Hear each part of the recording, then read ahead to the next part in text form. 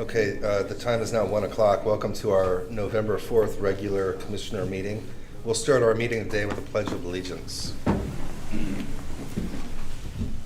pledge allegiance to the flag of the United States of America and to the republic for which it stands, one nation, under God, indivisible, with liberty and justice for all. Okay, well, again, thanks for coming. We'll start our meeting. First item will be employee recognition. We have a few who've hit some milestones. Yeah, these are all significant career milestones that we're very appreciative of. Multiple decades working for Whitley County Government. And the first person that we'd like to recognize is Jody Hollenbaugh. And I don't believe Jody was able to join us today, but we'll be sure that she gets that. And the second one is 39 years of valuable contribution to Whitley County Government over at the NRCS office. Thank you so much to Nadine Lamley for everything that you do.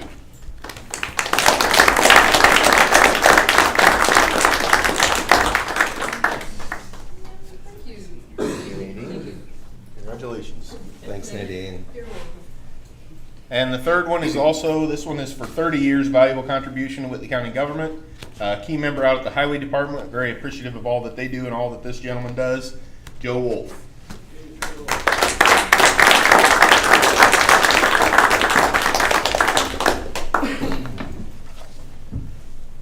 Thank you, Joe. Thanks, Joe. Thank you. Okay, next item on the agenda today is an update from our Veteran Service Officer, Josh Smith.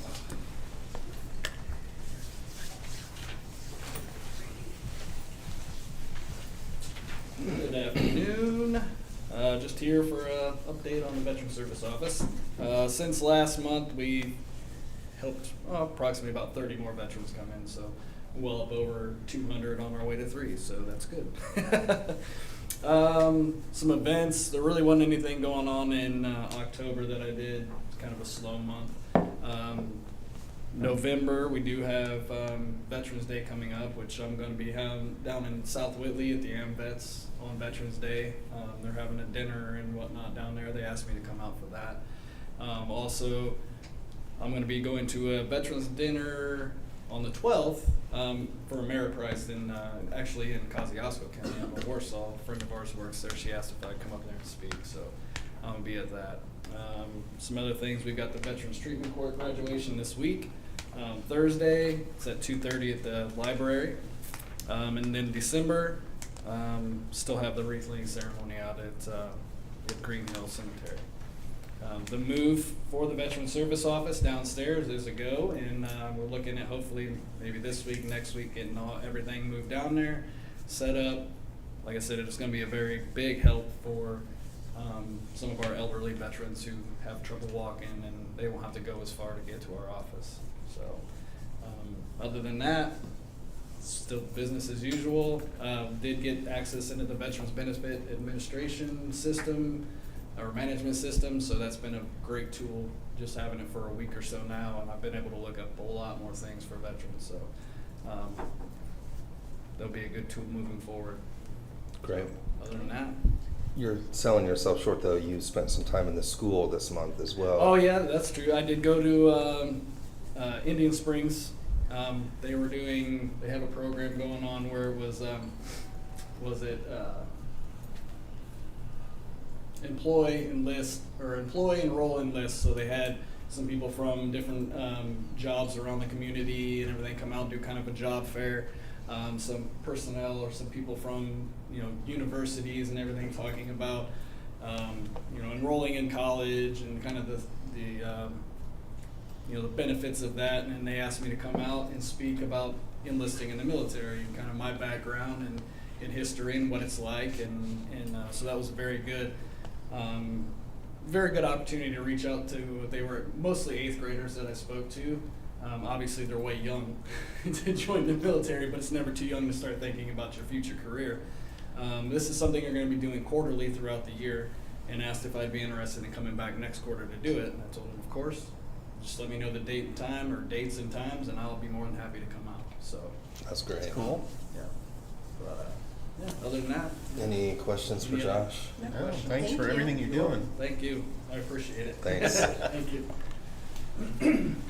Okay, next item on the agenda is a rezoning request. Nathan Bilger.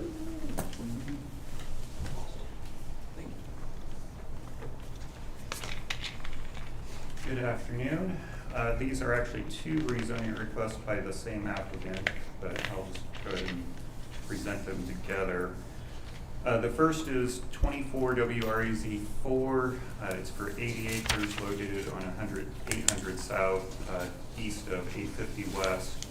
And the second is 24 WREZ 5, which is 180 acres on 1000 South, about a mile west of State Road 105. Both are requests to rezone from AG agricultural to AGP agricultural production.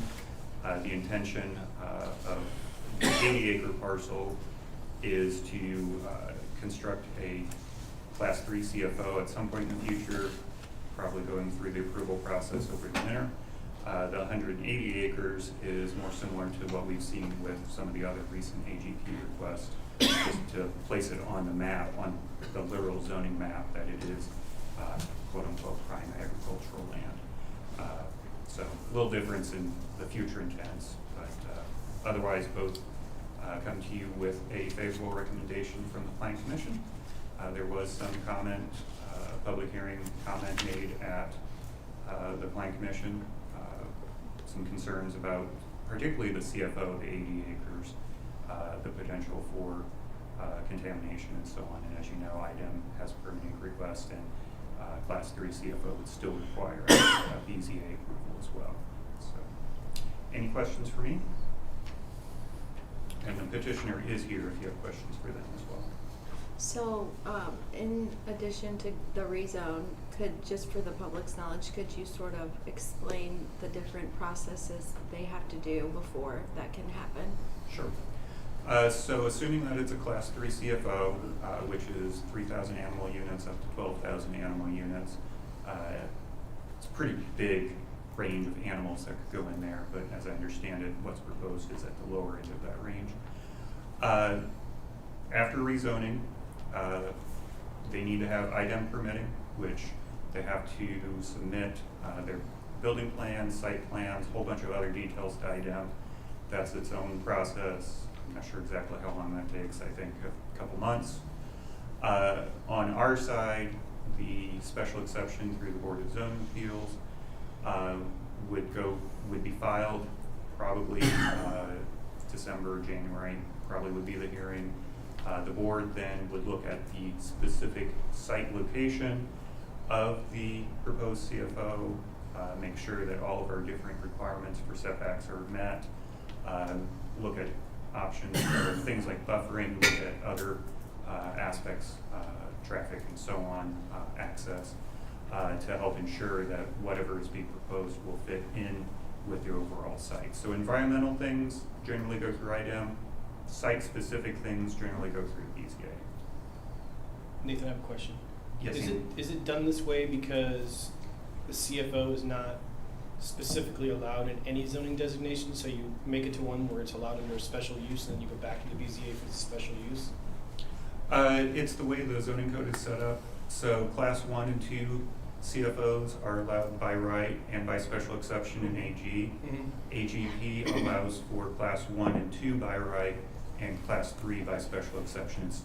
As you get bigger, there are more effects. And then Class 4, which are the largest, which we have none of, are only allowed in our intensive use district, our Okay. quote-unquote heavy industrial. So class 3 isn't allowed by right in any zoning district either? Correct. Okay, makes It's sense. only by special exception. Did that Yes, cover? that was good. We talked on the phone a little while ago. I know that we're not here to approve a CFO or not approve a CFO. That's not what we're doing today. We have rezoning requests in front of us. And we talked a little bit about the process in which Addendum uses when considering accepting an application for a CFO. Do you want to just hit lightly on some of those things that you shared with me? Sure, and there are people who know the IDEM process far better than I do, so I'm sure they'll speak up if I don't give enough detail. But generally, IDEM is looking at the environmental aspects, so they're particularly concerned about water quality and ensuring water quality. With CFOs, you have a lot of manure that is being produced all at one location. So as part of the application process, the applicant needs to show where that manure is going, how it's going to be used, and where it's going. So the application includes a commitment of land area, so fields that manure would be applied.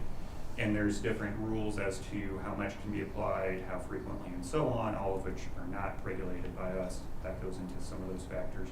But essentially, the amount of land area being committed to dictates the amount of manure that can be applied to it, which dictates the amount of manure being produced, which then dictates the maximum number of animals that can be at a site. There's other factors, setbacks, and so on, but that one's probably the big one that determines the number of animals. Okay. And those fields aren't just the immediate property that the CFO is on, it's throughout the area, so manure can be trucked a ways. Yeah. Any other questions? I've none. So I would move to approve request 24-W-REZ-4 as presented. Second. Okay, I do have a motion and a second. Is there any further discussion? Hearing none, I'll call for the vote. All those in favor, raise your right hand. And oppose the same, and that passes unanimously. And these are ordinances, so do you want to refer to the ordinance number? That'll be 2024-17.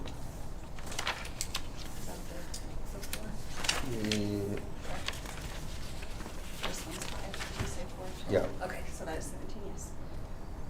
These are two separate ordinances, right, Tiffany? Yes. Yeah, so the next one will be 2024-18. How would you like to move forward?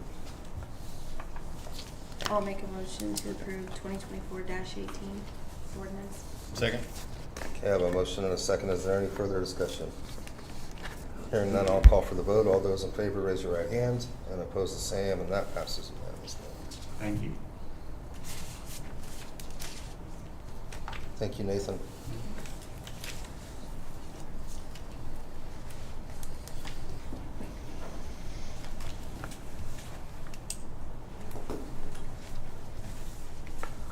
Okay, moving on, while we're signing Scott Wagner with the Health First Indiana contracts.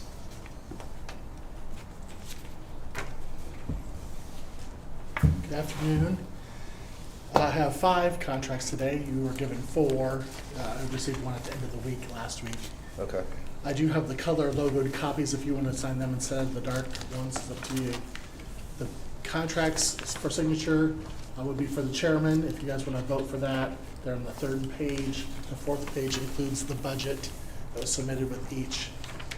You should have got copies of that too if you had any questions. There will be a total of 9 that you would sign. Hopefully we'll have the other 4 at the next commission meeting if you want to look at them and pass them down. And they're all just for Commissioner Banks. To sign. So any questions that you had on any of those? and everyone has accepted. Right. Your That's attorney the had one. previously kind of written out this contract. It's almost verbatim what he's done. And Is it the Babe one that's the newest one? correct. If you didn't get paid before, yes, they would be the newest one. It's all the same language as the other ones, but they'll complete it and be quarterly payments and things like that. And you'll have to submit April, July, and October budget of what they've done and numbers of what they've collected so we can report that to the state. Okay. We'll have the other 4 for you at the other meeting. And then those would go in effect January 1st. And the first distribution would be that week of January when we get the money from the state. Okay. Andy, do these need approved separately each You contract? can do them all together, yeah. I would move that we approve the Health First Indiana contracts as presented with Commissioner Banks' signature. Second. Okay, I have a motion and a second. Is there any further discussion? Hearing none, I'll call for the vote. All those in favor, raise your right hand, and oppose the same, and that passes unanimously. I'll sign after. That's fine. I have two small things, if you have the time. Yeah. One, I had reached out to Commissioner Banks about the AmeriCorps intern that we're having starting November 9th. We have hired somebody locally, and AmeriCorps has hired them too. They don't come with a phone. Cammie found us an extra desk phone. Want to know if I could use grant funds to pay for SOS to connect that phone system. Originally, I had said there would be no cost, but Right. I That's think it's a pretty couple minimal, $100, yeah, for them to connect the phone to our Right. system. Okay. On the other hand, adding a cell phone to our policy is $30. No, we're not doing that. You don't Just wanna do just the that. desk phone only. Okay. Do you plan on keeping those for future interns? Yes. Okay. Yeah. Okay. And the other item is, in keeping with some of this Health First things, we're having to have our card index for birth and death certificates in the fireproof safe. I've located safes that we can put index cards in and keep them like we have them now. And we do have the funds. We'd have to do a in-line transfer of our funds, but I want to make sure that was okay. It's a fairly large expense, Okay. around $16,000. Wow. Just want to make sure you're aware of that Right. before I transfer the funds. Have you had success in identifying an intern? Yes, we did hire somebody locally here in Okay. Columbia City, and this person has interest in going back to school for nursing. And the way the program works, she'll be doing 40 hours of service under AmeriCorps. They pay her directly. The county doesn't have any involvement in that at all. She'll be working our normal hours in the office. She would not have access before or after hours to the building. Yeah. And if she completes that time frame, then they'll give her a stipend toward her college education. Okay. Yeah. Very good. Okay, thank you. Thank you. Thank you. The next item on the agenda today is the PTABOA member approval. Kim Erdly. Kim, if you don't mind, can you, before you start, just kind of give an overview of what the board does, Sure. what their function is? Sure. Kim Erdly, Whitley County Assessor. Our PTABOA stands for Property Tax Assessment Board of Appeals. That is the board that Whitley County, the assessor's office holds. If we do not settle any appeals in-house during our informal appeal time, after appeals have been filed with us, then they have the option to proceed to our PTABOA board, giving the board an option to possibly see if they may be able to make a different decision. They may have an opportunity there, or taxpayers will have an opportunity there to present evidence in support of their appeal. And the board might see something different there that they might be able to make a decision for. So we have a 3-member board. This is an annual approval for us in our office. We've retained Greg Fall, Jeff Walker, and Teresa Sedaris as our 3 board members now for quite a few years, and they're all still willing to serve on our board, so. Okay. Okay. And I assume all 3 actively participate, they attend the meetings? Oh, yeah, yeah, all 3. Yep. Good. Do you need a copy of those members? Do you have a Yeah, copy? right. We know who they are, we've got Okay. their names, so, All right, sure. yep. I would move to approve this request as presented. Second. Okay, I have a motion and a second. Is there any further discussion? Hearing none, I'll call for the vote. All those in favor, raise your right hand, and oppose the same, and that passes unanimously. Thank you. Is there anything to sign for reappointment? No, I don't have a formal signature page or Okay. anything for you. Okay, Okay. sounds good, thank you. Thank you. The next item is the contract ordinance. This is something that The we, addendum highway. what is it? Oh, Oh, yeah. all right. Ryan Getz, Highway Department, for an amendment to the bid process, right? Yep, well, it's just one of our vendors brought to our attention that with gasoline and diesel, there's an addendum that allows, if prices go down in fuel, that our prices will go down with it. Asphalt, liquid asphalt acts the same way. And one of our liquid asphalt vendors brought that up, that if liquid asphalt, which typically right now is the highest it will be throughout the year. In the spring, it usually goes down, and then in the summer, it will go down further, typically. No guarantee, but if they bid the way it is now, we'd be stuck paying anywhere from $3,000 to $4,000 a load more than what we would need to come chip and seal time. So Okay. when prices go down, we can take advantage of those savings with this addendum that Mr. Boxberger put together for us. Yeah.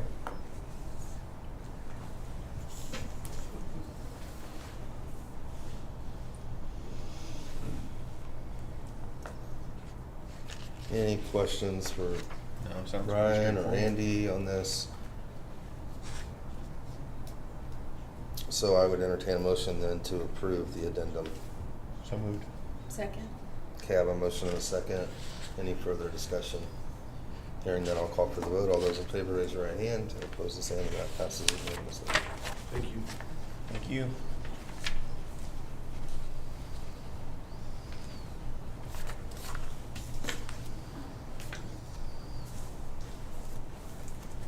Now we can move on to the next item on my agenda, which is the contract ordinance.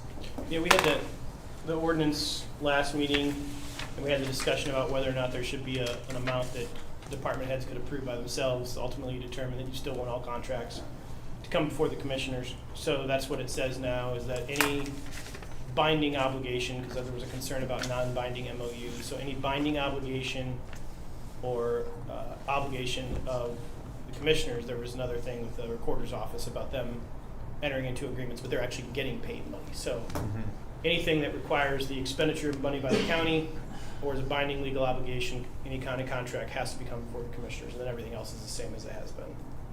Okay. And again, this is something that the statute requires be put in place as of this year. Yep. Any questions? No, right now. That would be ordinance number 2024-19. I don't think I have a final copy of that, so I'll get that for you guys to Okay. sign. I'll move to approve ordinance 2024-19 as presented. And waive second reading. And waive the second reading. Second. Okay, I have a motion and a second. Is there any further discussion? Hearing none, I'll call for the vote. All those in favor, raise your right hand. And opposed, the same. That passes unanimously.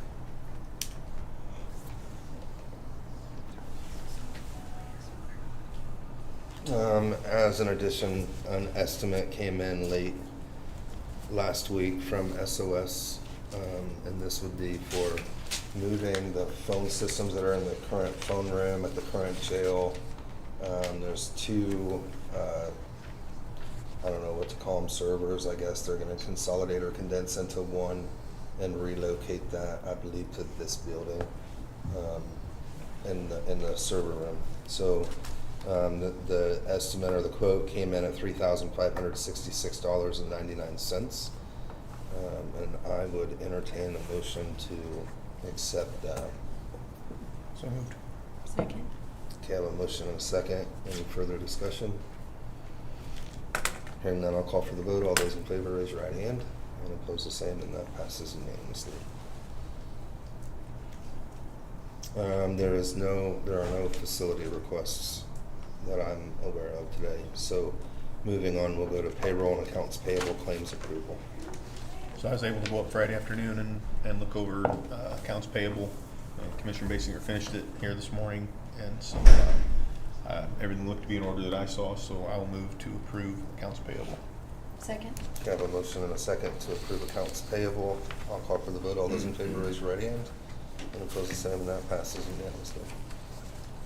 Also had the chance to look over payroll, and that all looked to be in order, so I will move to approve payroll. Second. Okay, I have a motion and a second to approve payroll. I'll call for the vote. All those in favor, raise your right hand. And opposed, the same, and that passes unanimously.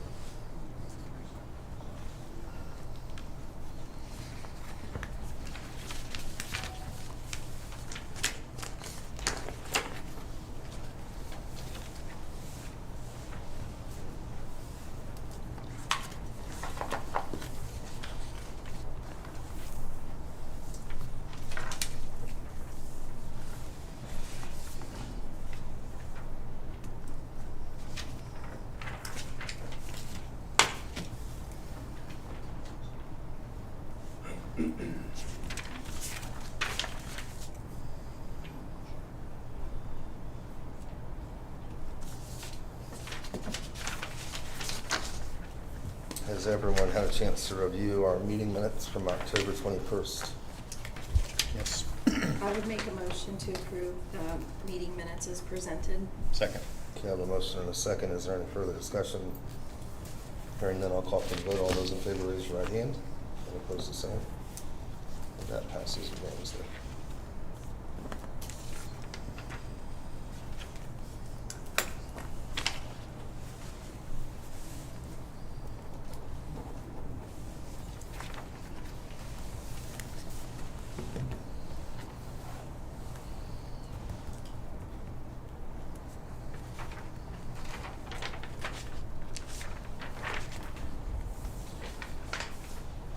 Okay, Andy, do you have anything to add? I do. One other thing, this was actually a separate item under the contract ordinance that we had been also, along with that, reviewing the purchase policies, which is actually a separate document that needs to be approved, which was under Indiana code, when purchasing supplies, anything under $50,000, the county can kind of do what they deem appropriate. So this establishes some parameters of anything less than $5,000 that you can purchase just with open market bids. Between $501 and $499.99, you have to get 3 quotes, and then anything over from 50 to 150 is you file the statute, and anything over 50 you file the statute. So just this is implements those policies. Yep, and I do know that there's been some who've asked for this because of grant applications. It's something that they look for to make sure the county has. So is it prepared? I mean, is it ready It's for ready. approval? Yep. Okay. It's an ordinance as well. So 2024-20. Thanks. So these are both good? Yeah. Thank you. So sure got the right one. I would make a motion we approve You see the ordinance contract, I wanna make sure it's the right 2024-20. Second. Okay, I have a motion and a second. Is there any further discussion? Are you waiving the second? Yes, and waive the second reading. Okay, I have an amendment to waive the second reading. Do I have an acceptance? Yes. Okay, anything further? Hearing none, I'll call for the vote. All those in favor, raise your right hand. And opposed, the same. That passes unanimously. This is right. Okay.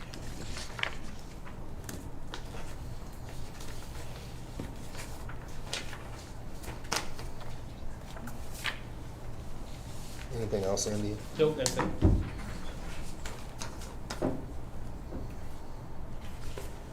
Tiffany, anything to add? No, Which one is this? that's the second one.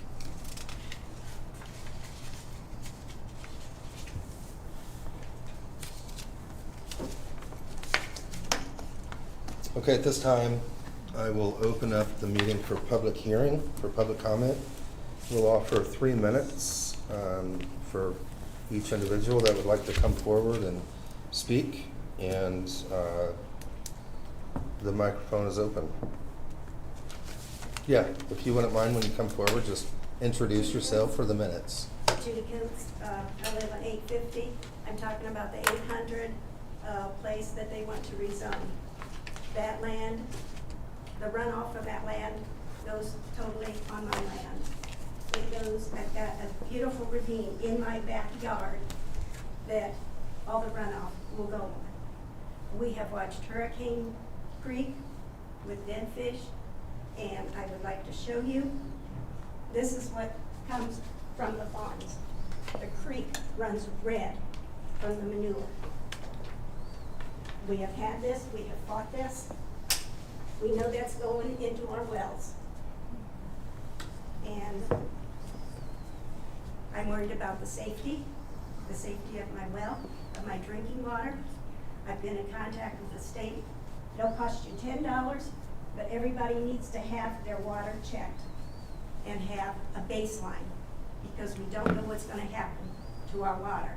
This is what, where that creek runs is, or the runoff is gonna be 50 foot from my house. And it'll destroy, if this is what's coming through, it'll destroy my home. We have had realtors already say our home value is gonna go down 20% by putting that up. And I assume our taxes will also go down 20%, our property taxes, since the value of our home is going down. So I do have just one real quick question. When the creek ran red, was Addendum contacted? I don't know, I took the picture, I did not follow on this one. I know Brad, At one point they were, yes. they have followed it to an Amish farm, I know they have followed it to hog farms. We see dead fish in there all the time. Yeah, okay. Scott, would you mind, you raised your hand. Scott's with our health department. Yeah, several years ago, Hurricane Creek was contaminated twice by 2 Amish farms who are not confined feeding operating facilities. And then they were fined by IDEM $9,000 each for what they did there. What year was that? You're taxing my memory. I think 2014 to 16, somewhere in there. And it was a deliberate act, so that those were caught. Complaint came to me, contacted IDEM, and they forthwith went and they took them to court. So Yeah. previously to that, 20 years previously to that, a duck farm on 1000 South had dumped into Hurricane Creek multiple times, and they were also taken to court by IDEM. So it has been a popular thing, but none of these were confined feeding operations. They were all Amish farms. Scott, just out of curiosity, when they get fined, where does that money go? Does it go to rectify the situation? I'm just curious. IDEM doesn't share that with me. It probably just goes into the coffers of the state, I imagine, is where it goes for that. I know that on the first instance, I did have the DNR with me, and they confirmed the fish kill, which brings a heftier sentence to it. Whenever there's a biological entity that's harmed by that, that's even more difficult to be rectified. So I'm not aware of So where that money goes. if our water quality goes down, are we then responsible for it, or the people that are creating a problem, are they responsible? Well, that would be for the court to decide that, but typically your drinking water and your water well and the surface water of Hurricane Creek are 2 separate entities. Your drinking water, depending on the age of your well, should be protected by any surface runoff. If your well is newer than 1988 and the well driller followed the proper procedures, it should be grouted to the surface of the earth, which means no surface water should be able to penetrate that up into that well. If it's older? If it's older, yes, surface water can penetrate Which is into that. not the case, Yes, so it could my health penetrate is at risk. if it came in directly into that. There are geological studies done by the city of Indiana on how water filtration from surface areas and rivers get into your aquifer. Typically, it's just through natural precipitation, not actually the rivers itself. But yes, older wells would possibly have a greater contamination, especially if they're metal wells. So, back to my original question, if my well is contaminated because it was built before '88, it becomes my problem. Right, When you'd have even to, though we know it was you'd have to hog hire an farm attorney and deposit. have evidence that shows, collections and things like that would show that it was somehow contaminated by the neighbor or whoever it was that you felt was contaminated. So is it enough that I get a collection now of water and then I get a collection that has E. coli in it later? If you have E. coli in your well now, you have problems. No, I said if Okay. it's fine now. Right. And I have E. coli in it later, when this hog farm is built. Again, you'd have to go, have an attorney go to court about that because you're gonna have to tie the biology of that E. coli from the animal to what you find in the well and link those two, because E. coli can come from any warm-blooded animal, including humans.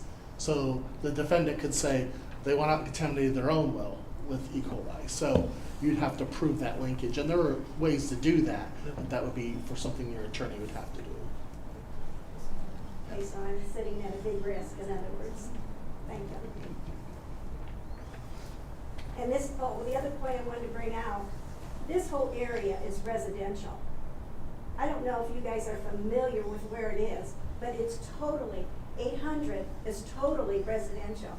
850, except for one Amish farm, is all residential. And these are the people that live on that road. We're not talking, it might be agriculture, but we're talking the same as the suburbs that you're living in. It is residential all around there.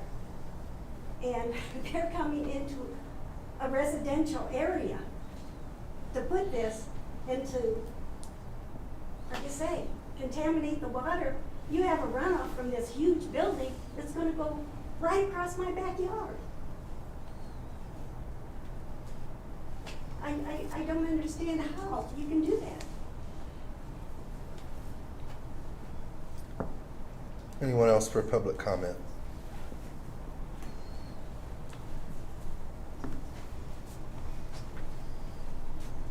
My name's Kurt Lockoff. I'm at 7570 South, 850 West. I went to the last meeting and they brought up the drawing.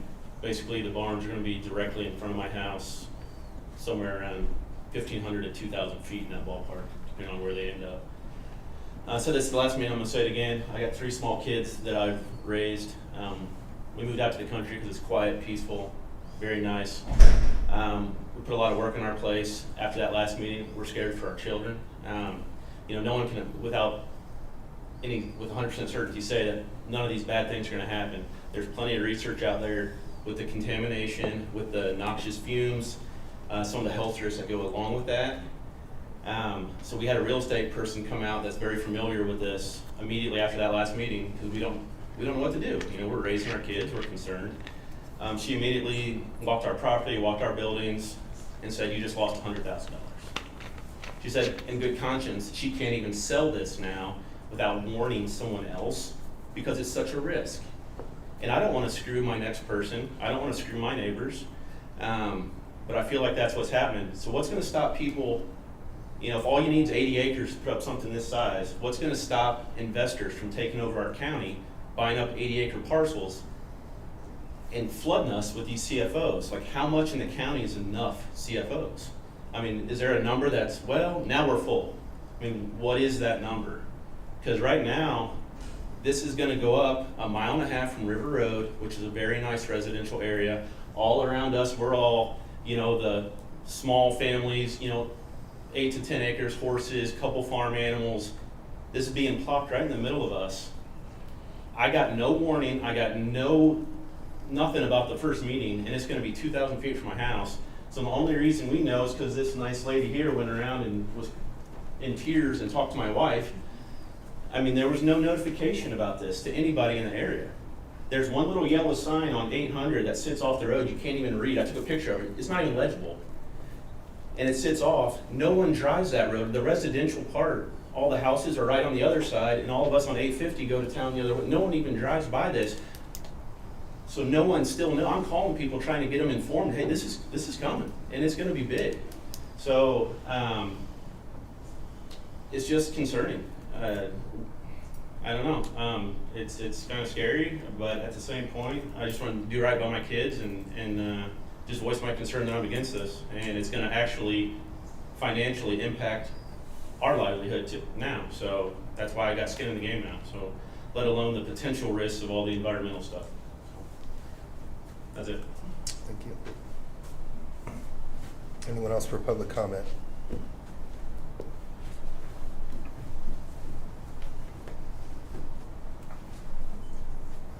My name is Matthew Meyer. I live at 7050 South, 852 West. Hurricane Creek, which is where the watershed from basically about 4 or 5 square miles runs right behind my house. I never called this one in. I'm the one that called the Red Creek in. This was from April 24th, 2022. I started walking the creek behind my house because there were dead fish in it. And as I got over behind Judy's and Brad was out in the woods. I was like, hey, come here. So we spent 2 hours walking Hurricane Creek, Hurricane Ditch. And the water was clear.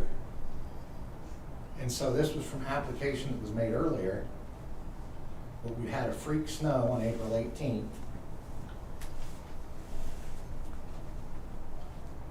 This was April 22nd, 2022.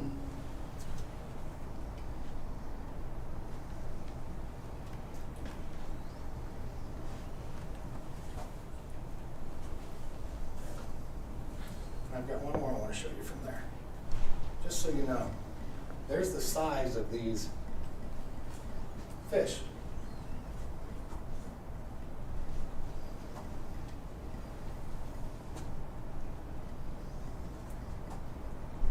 That are no longer there.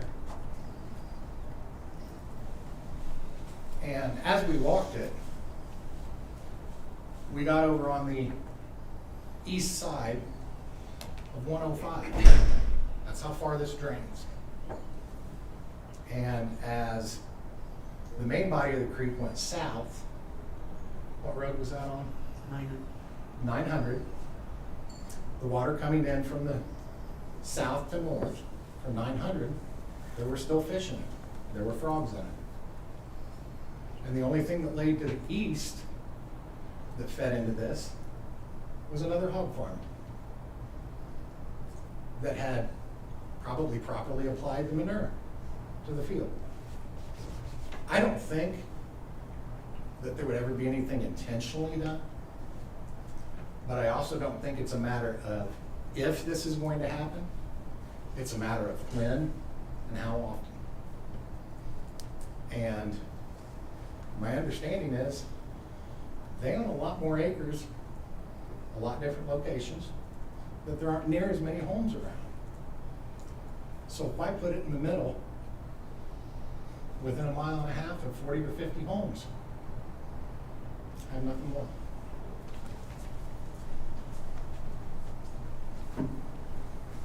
Anyone else for public comment? My name is Brad Coble. I live at 7427 South 850 West. And I don't know, I've seen you folks flashing some topography maps around here. If you were to look at a topography map of the 80 acres in question, the north end of this property, where the proposed building is going to take place, divides and goes two different ways. And part of it goes in Hurricane Ditch, part of it comes our way. Now, as Matt said, pretty sure there's nothing, never gonna be intentional, pretty sure of that. But it's the accidental, and they've only got 80 acres, and Doug has already assured me that he can't put all of it on 80 acres because their engineer says it's gonna take 400 to 500 acres. Now, what I don't know is if property that they apply this to has to be theirs, if they have to own it.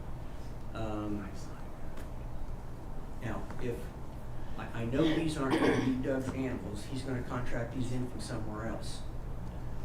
And they're gonna have to travel a fair distance to put it on their property. And this distance they're gonna have to travel is gonna put them in proximity of their other CFOs. It's gonna take possibly 400 or 500 acres. I don't know that answer, I'm just guessing at that. So I got a sneaky suspicion that we're gonna get saturated. And they're gonna inject it, I'm pretty sure of that. But even injected, there's a certain amount of risk. And my main concern, everybody can complain about the odor all they want. I'm not concerned about the odor. I'm concerned about surface water runoff and well water contamination, because I don't know if we're gonna be in the same aquifer as they are. And as Judy had mentioned, our well's not that deep, and it's got some age to it. That's a major concern that I have, the well water, the surface water runoff. Okay. Anyone else for public comment?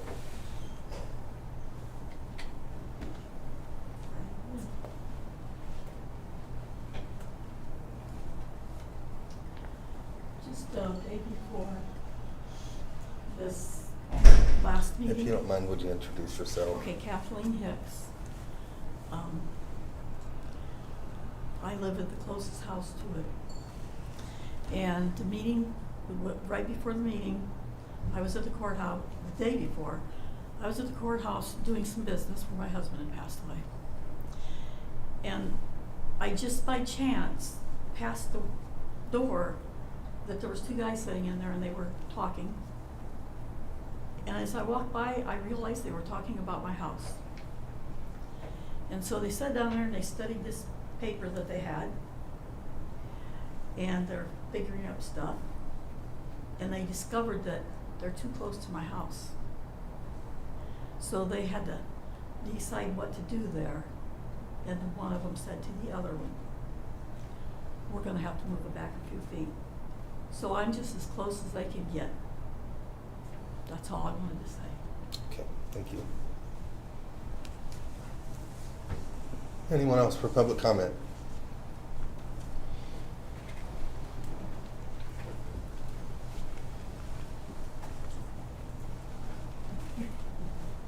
Hello, my name's Rick Hicks. That was my mother that just spoke. And concerns we have in the area, I'll try to make this brief because I understand there's time constraints. You know, I understand that they stand to profit, a lot of profit, for putting in the CFO. But a lot of the neighbors' property values are gonna drop. My mother's estate, we have another neighbor who recently passed away, that estate. They possibly stand to profit hundreds of thousands of dollars. But as neighbors, our property values are gonna drop hundreds of thousands of dollars as well. It's gonna cost us, the neighbors, money for them to make money. There's other things, you know, other than financial, you know, they've mentioned the groundwater runoff. 80 acres, they said it was gonna take 400 to 500 acres to disperse the waste. Transparency has been an issue. They're planning for this for a long time. Not a lot of people knew that it was going on because of the little yellow sign. They plan on putting some of this waste on these other 500, 600 acres. Have those people been notified that there's going to be an increase in waste in their neighborhoods as well? Is there other CFOs or smaller operations where that waste is being distributed on that property also? How many CFOs are in this area? Is there 3, 4, 10? And how many straws does it take to break the camel's back? Do we have a whole bunch of CFOs flying under the radar that would be a CFAO, that would be under different regulations if it was obvious that they were somehow tied together? You know, if you got one here and here and here, that together, there's a lot. You know, I understand that Manchester College has just gotten a $5 million grant from the Lilly Foundation for River Greenway space, in conjunction with the town of North Manchester. They're gonna put an amphitheater. We don't need that waste in the river. I'm certain that if they're gonna spend that kind of money, they don't need that waste in the river. You know, so I think with transparency, you get trust. And when you lack transparency, there's suspicion. And that's what we're concerned about, not just the land values, but also the aquatic wildlife. There's, I believe, 60 species of aquatic wildlife in the Eel River. You know, it's drained by thousands of acres, and there's thousands of people that's gonna be affected by this possibly. You know, what other ditches or creeks or areas will also be affected by these other places where they intend to get rid of this waste? And, you know, like I said, that 80 acres there, someone's got an above ground septic system because it doesn't drain well. So if you start drilling it down 8 inches, yes, that gets it off the surface. But when you get down 8 inches, that's clay. And a lot of these fields around here are tiled. So you drop it in 8 inches, the waste goes into the tile, it goes into the ditches, it goes into the rivers, it affects the wildlife, it affects everybody's life. So, I mean, as a board, and even the zoning board, you've been elected to look out for the people's well-being. But not just the people's well-being, but nature and wildlife and future generations. And that's something that I hope that people are taking into consideration before any approval goes forward. And that's not what I have to say. Okay, thank you. Thank you. Thank you. Anyone else today for public comment?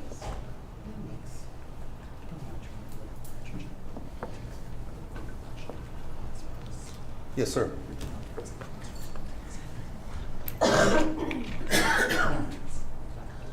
Marlon Leininger, This has absolutely nothing to do with what you're talking about here. This has to do with the dedication of the jail last Tuesday, which I've never been to such a messed up affair in my life. You had a speaker that didn't work. The only people that heard your dedication were people on the front row. Anybody back far from me to you couldn't hear a word that was being said. I don't know whether you tested your speaker before you started the ceremony or not. That whether anybody could hear it or not. Well, that, the speaker was provided by Wagner Construction. We didn't, I mean. Did anybody test it? Evidently nobody cared. Yeah, well, I didn't. hear it. Yeah, okay. And it's a very great facility as far as that goes. I think it was a political thing. I don't think that place was ready to be dedicated because it's not finished inside. I think it was a thing to drum up business for, you're running for re-election, you're running for re-election. To say, yoo-hoo, look what we've done. And there it is. Thank you. Thank you. Anyone else for public comment? Commissioner Basinger, anything to add? No. Commissioner Schumann? I have nothing. And I have nothing to add, so at this time I'll adjourn the meeting. Thanks for coming.